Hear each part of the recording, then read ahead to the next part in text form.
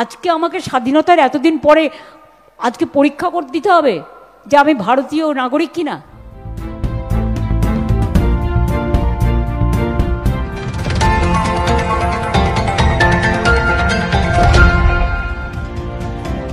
SIR এর বিরুদ্ধে সোচ্চার রাজ্যের মুখ্যমন্ত্রী মমতা বন্দ্যোপাধ্যায়।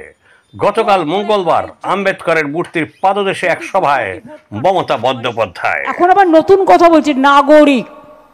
ওরা নাকি নাগরিকের অধিকার দেবে, নাগরিকের অধিকারই কেড়ে নিচ্ছে, তারা দেবে নাকি নাগরিকের অধিকার। শুনুন রহস্যগুলো। কদিন আগে অভিষেকের ওখানে একটা ক্যাম্প করতে গেছে ডায়মন্ড হারবারে, বলছে পাঞ্জাব ন্যাশনাল ব্যাংকের ক্যাম্প। আসলে কি বলুন তো, ছুপার উৎসব। বিজেপির এজেন্সি টাকা দিয়ে নিয়ে গেছে ডেটা কালেকশন করবার জন্য। আজকে আমাকে স্বাধীনতার এতদিন পরে আজকে পরীক্ষা করে দিতে হবে যে আমি ভারতীয় নাগরিক কিনা।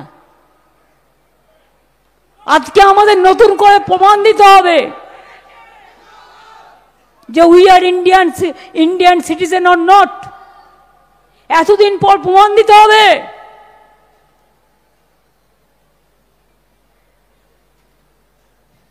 আপনাকে প্রমাণ দিতে হবে আপনি ভারতে এই দেশে জন্মগ্রহণ করেছেন কিনা।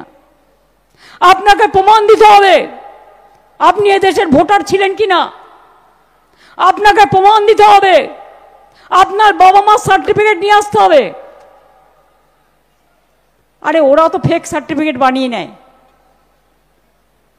আপনারা কি পারবেন সবাই?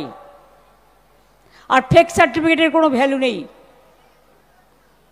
এটা মাথায় রাখবেন। মুখে যা ইচ্ছে তাই বলে যায়। ফেকু বাবুদের বলি, এখন বাবু বলছি, পরে কাকু বলবো। তার কারণ ক্ষমতাটা একটু জাহির করে দেখাও। মনে রাখবেন, লাস্ট এসআইআর বাংলায় হয়েছিল 2001-এর নির্বাচনের পর। 2002-03 বাংলায় কোনো নির্বাচন ছিল না। 2004-এ লোকসভার নির্বাচন হয়, সেই ড্রাফট লিস্টে, সেই ভোটার লিস্টে ভোট হয়। প্রায় 2 থেকে 2.5 বছর সময় লেগেছিল। তাহলে আজকে হঠাৎ মোদিবাবুকে আর অমিত শাহকে সন্তুষ্ট করবার জন্য কুর্সি বাবু যিনি ইতিহাস তৈরি করতে যাচ্ছেন, আপনার ইতিহাস পাতিহাস হবে। बिहार प्रथमे समझने नहीं पाया, जब समझा तो उसको नाम काट के बात दिया था, निकाल दिया था। लेकिन हम लोग पहले से पकड़ा और इसको हम देखेंगे भी। अगर एक भी आदमी का लोग नाम बात गया तो बीजेपी का गवर्नमेंट तोड़ के छोड़ेंगे।